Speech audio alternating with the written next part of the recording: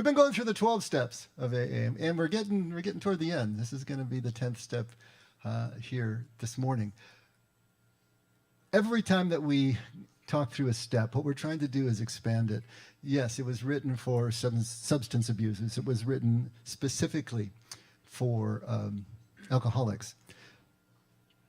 But one of the earliest things that I learned as I started working in recovery is that everybody is recovering from something. And by that, I mean that whatever unfinished business we have, whatever is down there in the unconscious, which really drives our bus, is if it's unresolved, we're going to have to paper over it with something just to be able to make ends meet.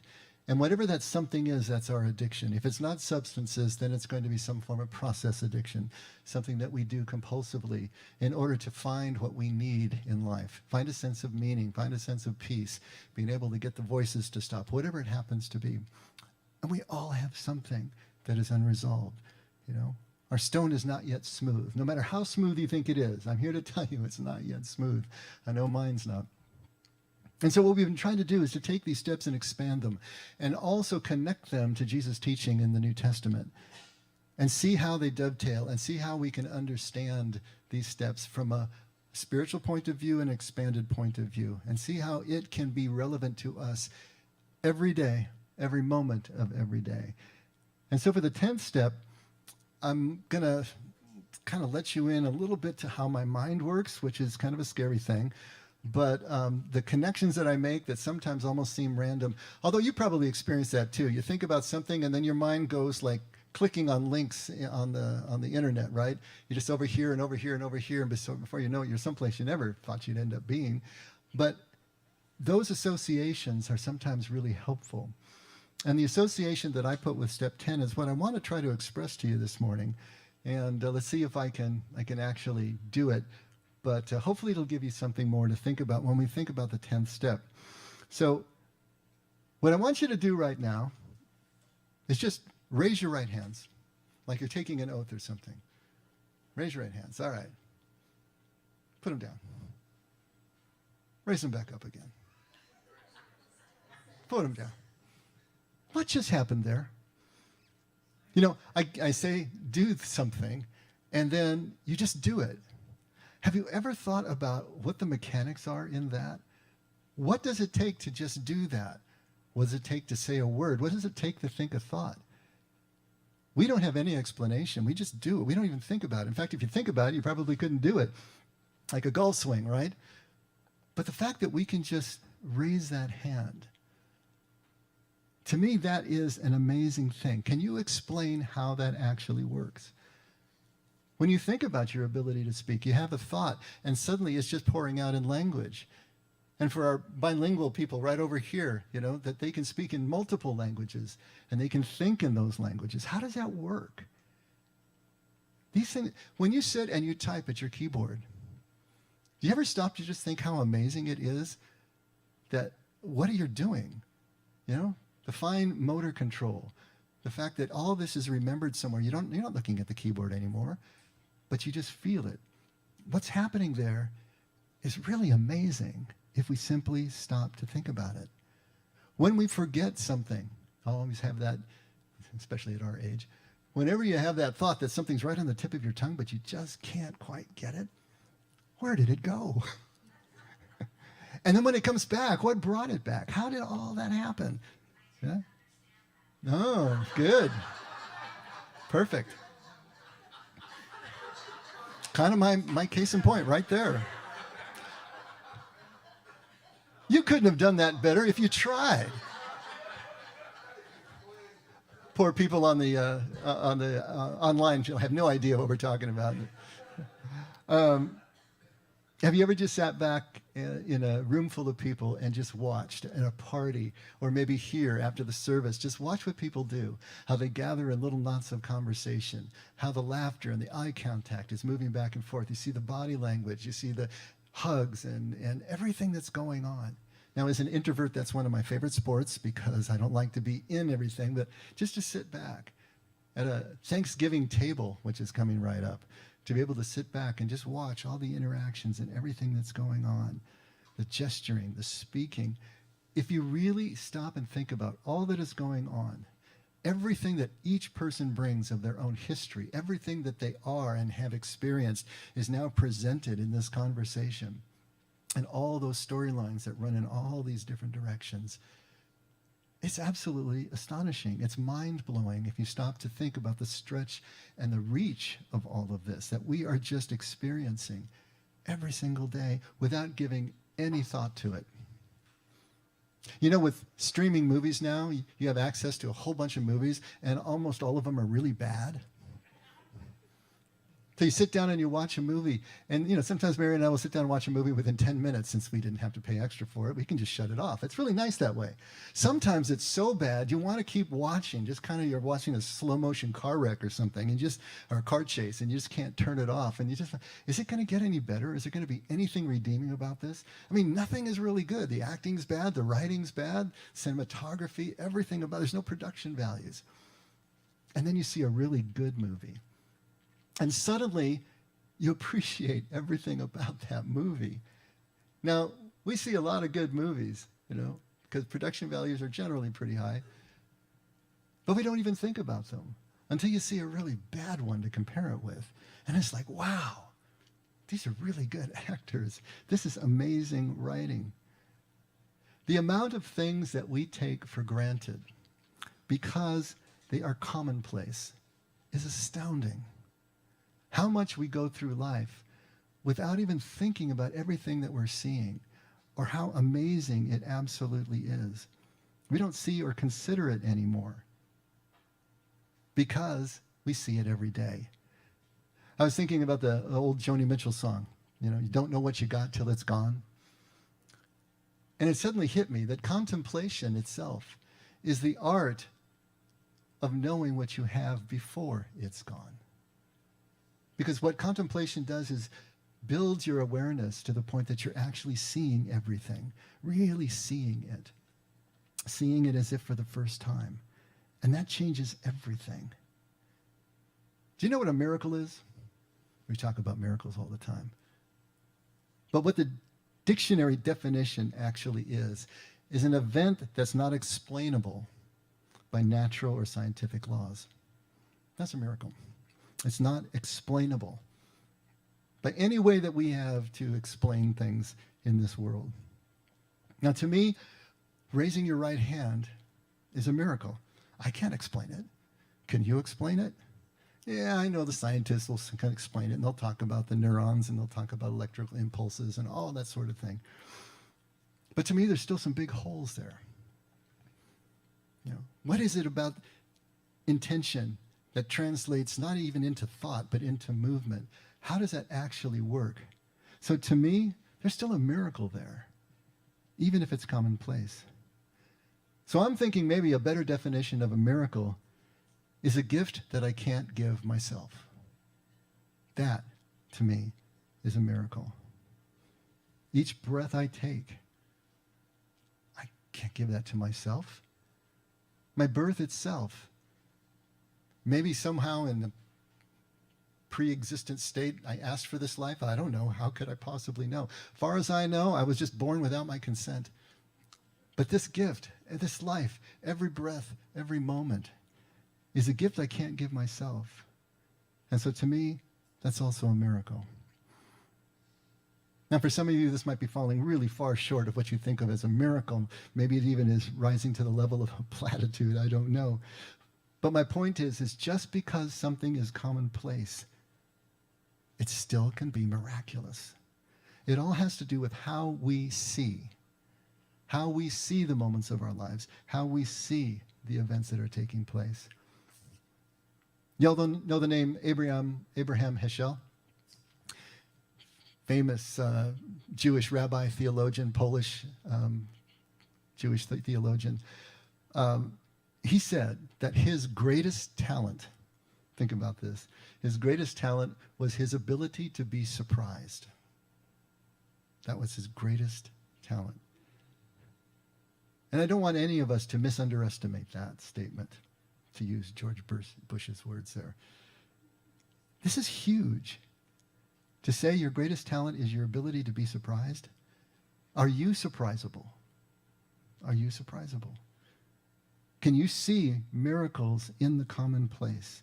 Can you see these gifts that you can't give yourself? I mean, really, that's the gift of a child. That's the genius of a child. The child walks through a world that is still magical. Everything is magic. Everything is surprisable. I remember writing a little haiku kind of poem about my daughter when she was really small, and one of the lines was, "Pointing fingers is all I see of you." Because everything was like that. You know, I think of Jesus like that. "Peter, look at that bird. Peter, look at that flower. Isn't that cool?" You know, it's not like, "Oh, consider the lilies of the field." No, it's like, look at that bird, man. This is amazing. Can we be surprised? Can we walk through life as if it's still magical? Because if we're not childlike, and this is what Jesus is trying to get through to us over and over again, you can't enter kingdom. And it's not that you enter kingdom like a territory.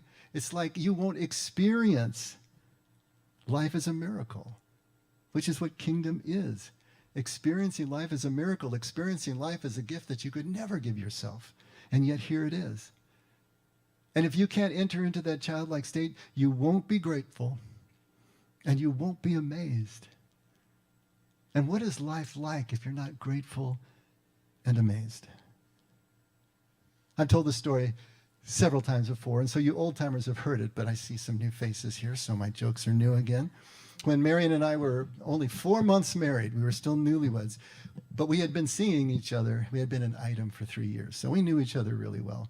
But 4 months in, I was going to Target, I think, to buy Marion a filing cabinet, if I remember right. I had to get this thing. And so in the middle of the day, I went to Target, and I was going aisle by aisle trying to find where the office supplies and all the stuff was, and looking down each aisle. And as I got to one aisle, there's a woman walking toward me pushing a cart, and she just stopped me in her tracks. She was just beautiful, and the way she carried herself and her poise and everything. And it really was about 3 beats before I realized it was my wife. So you can't get in trouble for checking out your own wife, right?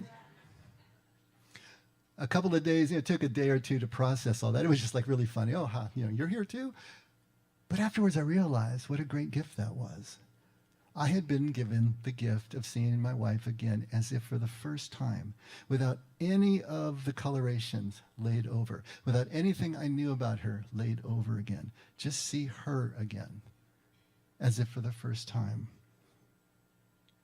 See, this is what contemplation can give us. And this is what the 10th step can give us.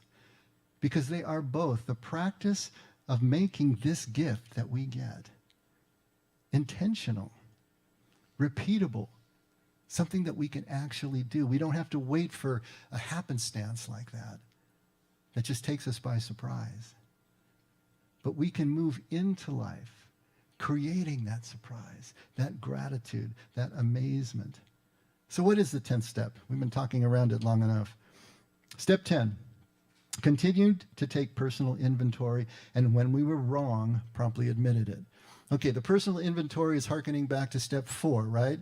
When we made a searching and fearless inventory of all of our character defects and so on and so forth. Well, now the 10th step is saying we're going to do that on a daily basis. We're going to continue to take personal inventory. And when we realize that we had done something to harm or compromise a relationship, we're going to promptly admit it, and we're going to go back through steps 8 and 9 and so on and so forth. So when you read that step, and maybe in the context of AA itself, it sounds like it's just recounting more character defects, right? Identifying bad behavior that we did since the last time we took any sort of inventory. But I want to offer to you that it's much more than that.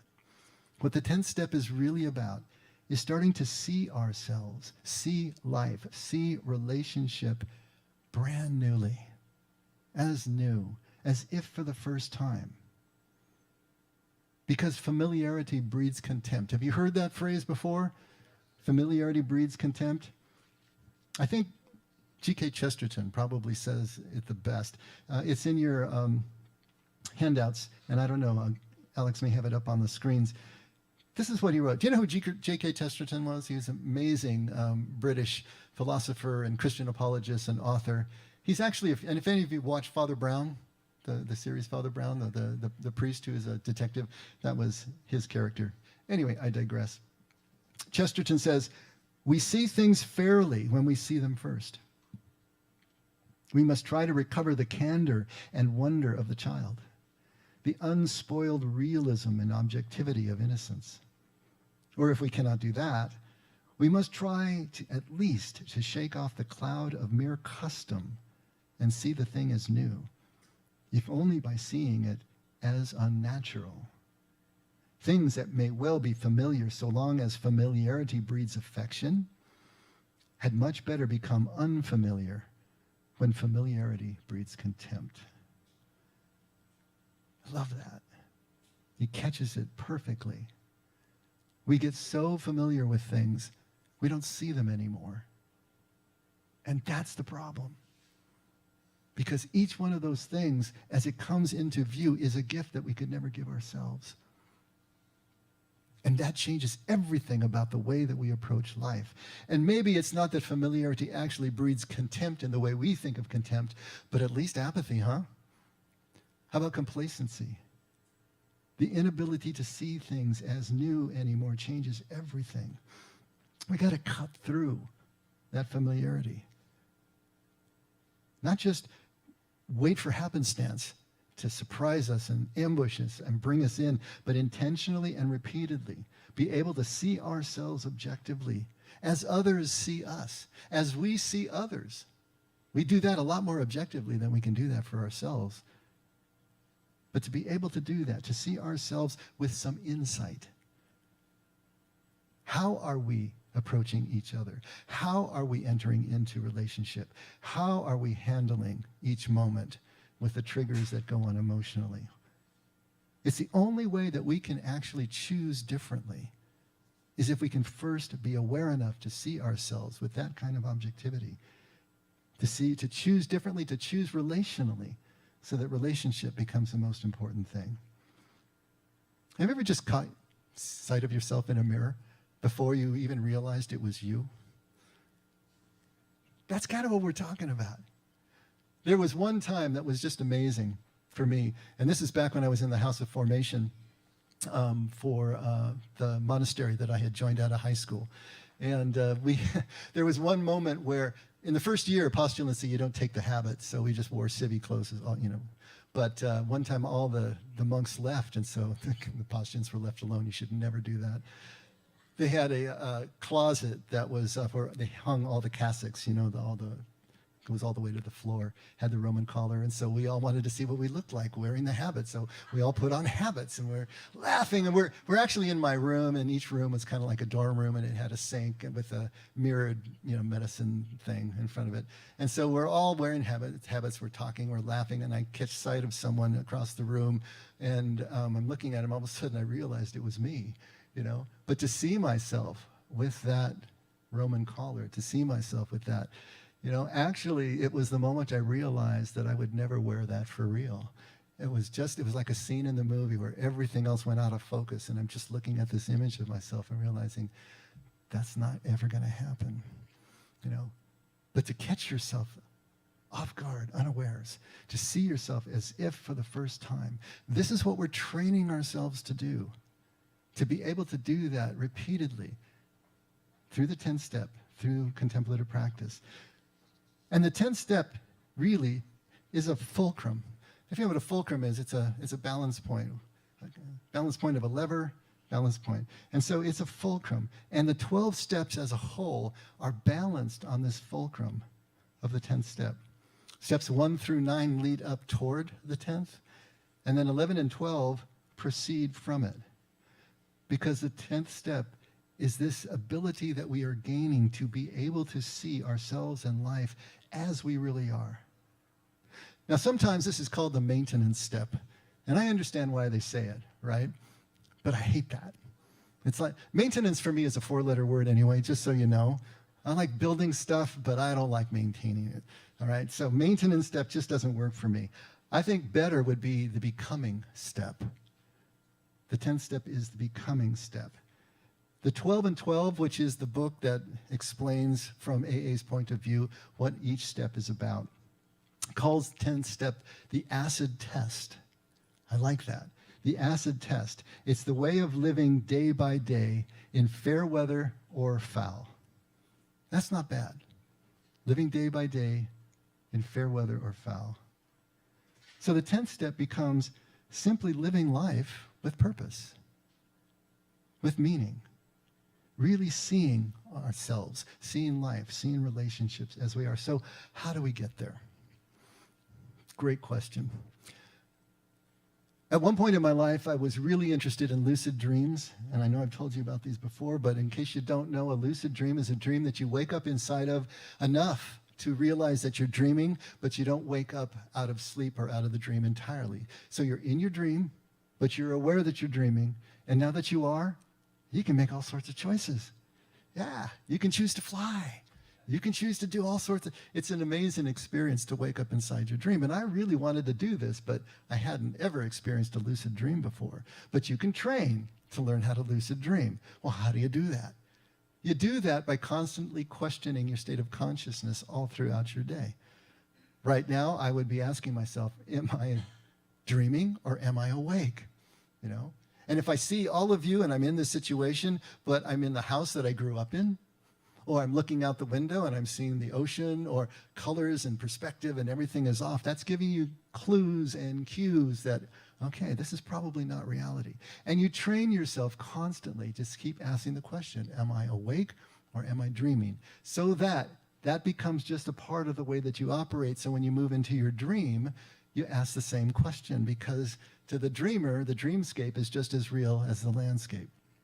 So you have to constantly question your state of consciousness until you can do that in the dream itself.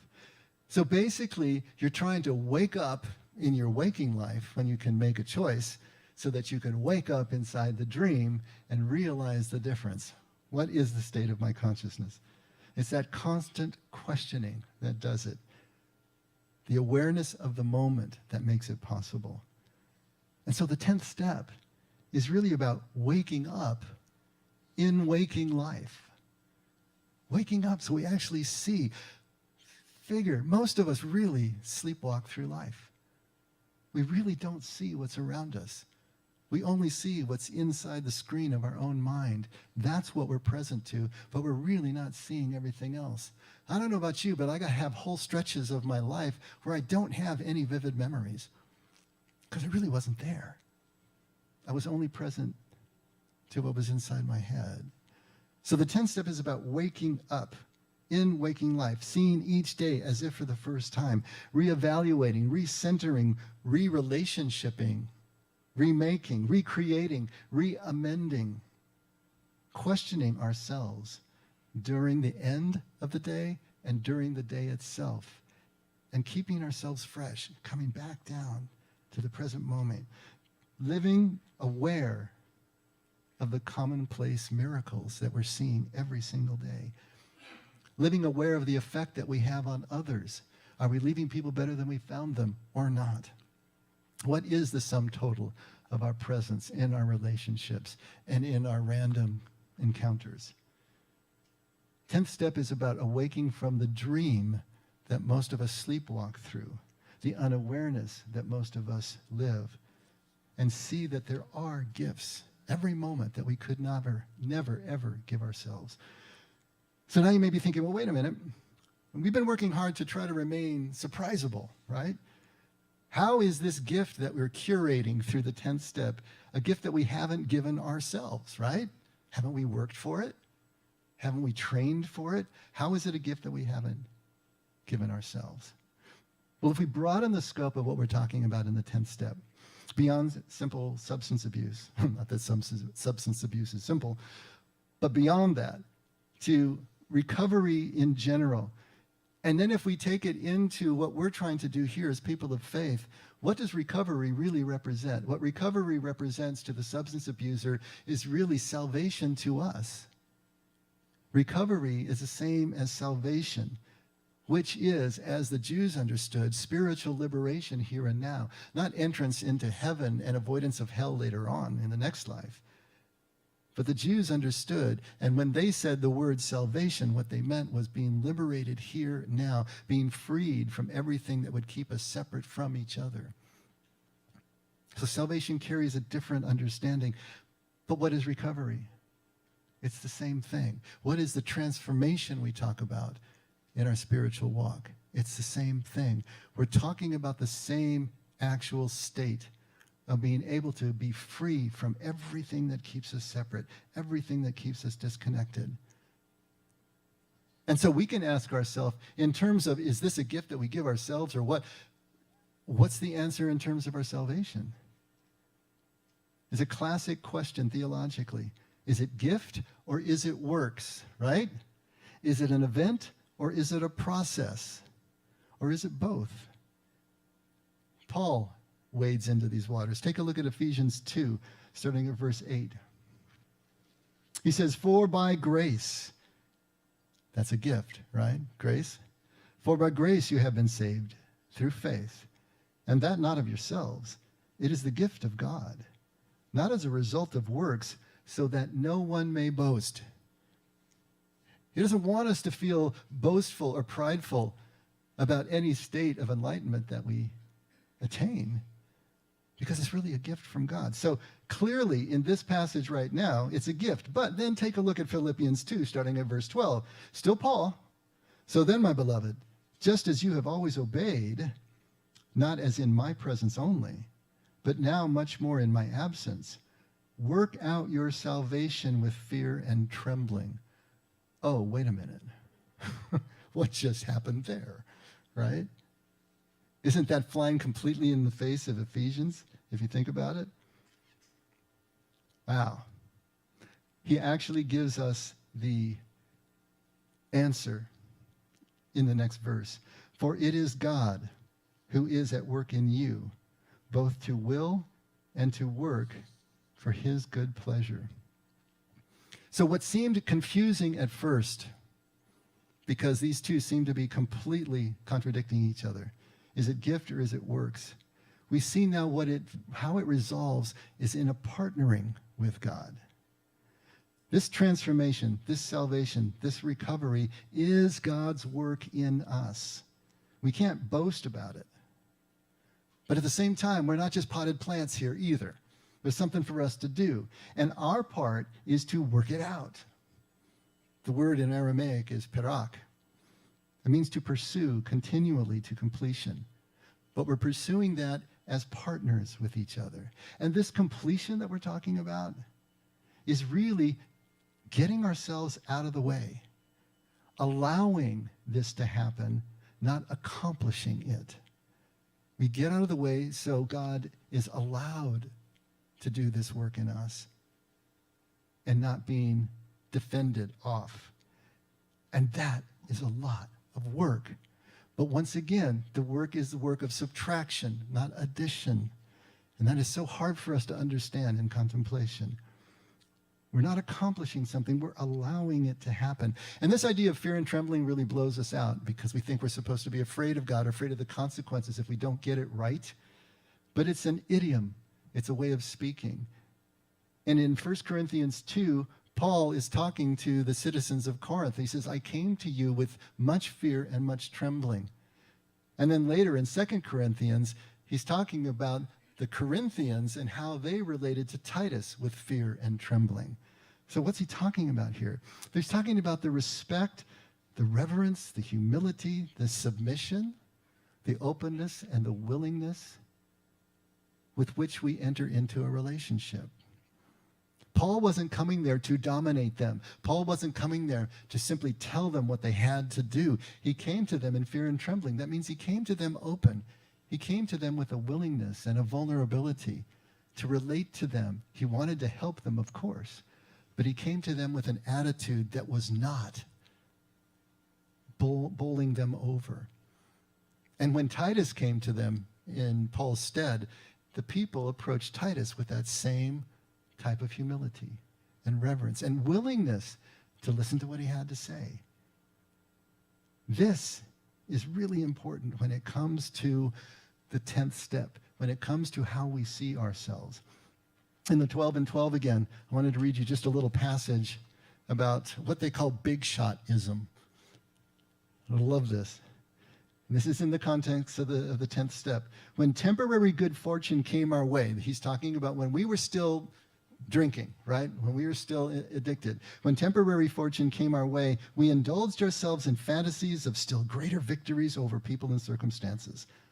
Thus, blinded by prideful self-confidence, we are apt to play the big shot. Of course, people turned away from us, bored or hurt.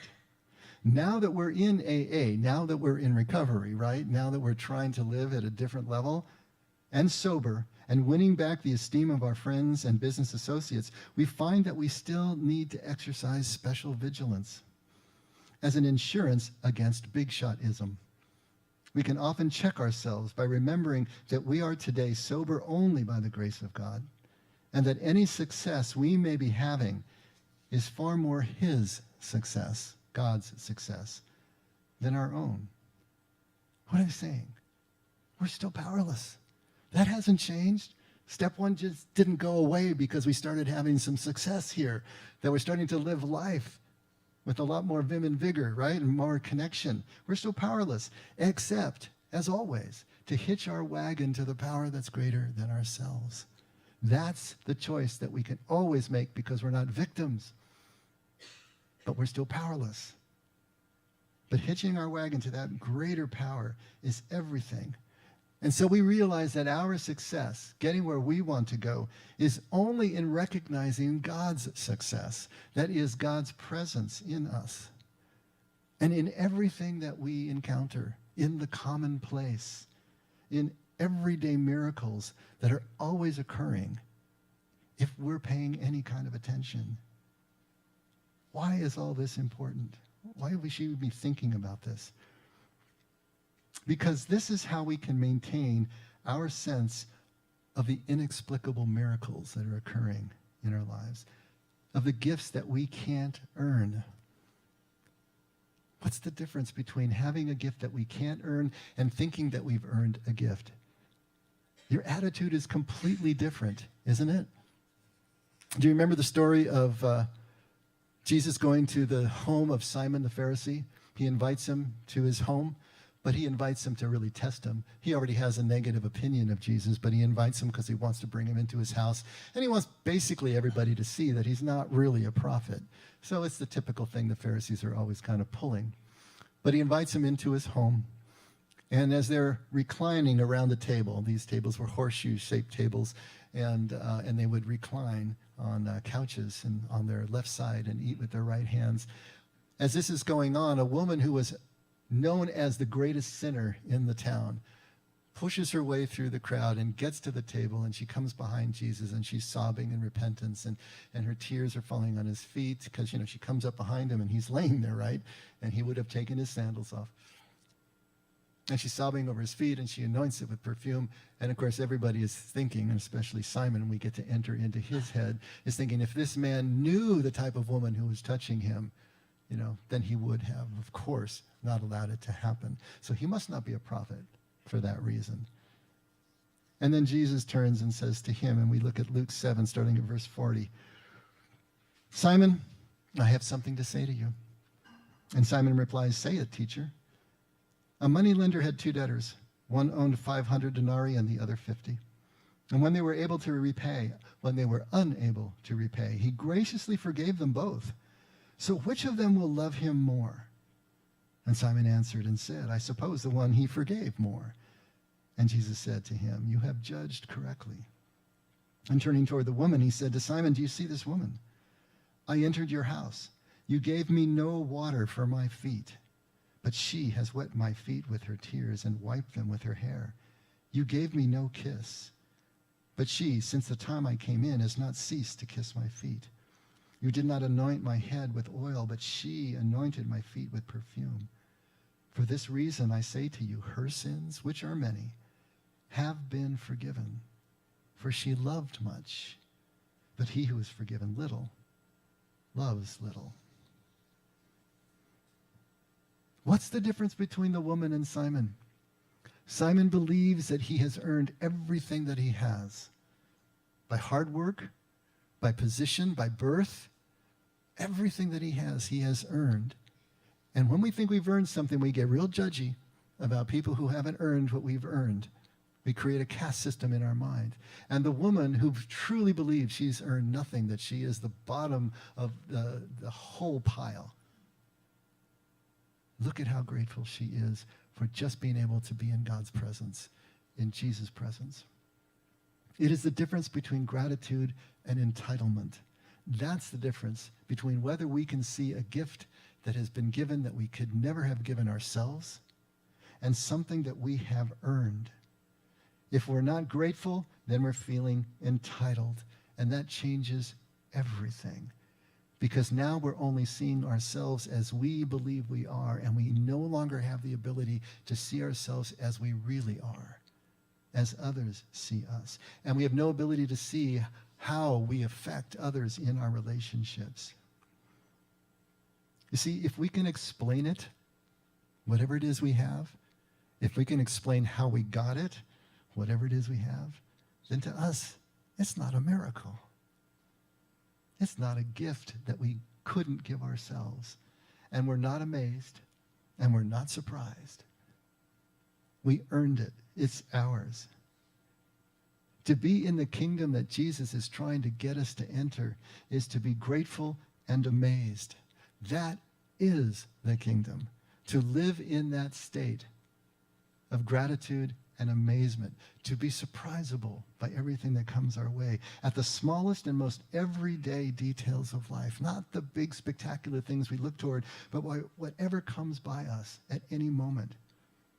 And being grateful is recognizing every gift that comes your way as a gift that we couldn't give ourselves. The great Shawnee chief Tecumseh puts it this way. He says, if you see no reason for giving thanks, the fault lies only in yourself. There is always something to be grateful for. You can only live in kingdom if you're grateful and amazed. And you can only be grateful and amazed if you are aware and awake. And you can only be aware and awake if you practice every day your awareness, your awakeness. That's the 10th step. That's contemplation. And we never outgrow the 10th step. There's never a time when it's done. No matter how far we've come, it's still remaining. How long will this lamp stay lit if I unplug it from the wall? The 10th step is the practice of staying plugged into the source. The power that we can't give ourselves is to stay plugged into the power that's greater than ourselves. That's what we're doing. To be aware, to be awake, really aware, really awake right now is to be grateful and amazed in the same way that a child is, who's on their daddy's shoulders and going for a ride. Hold on to that image. Think of the child's face as they're riding that ride. If we can go through life like that, we're doing the 10th step, and we're riding in kingdom. Let's pray.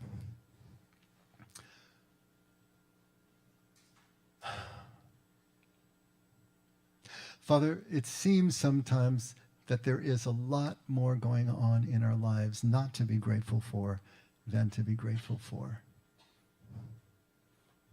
There's so much going on right now with people.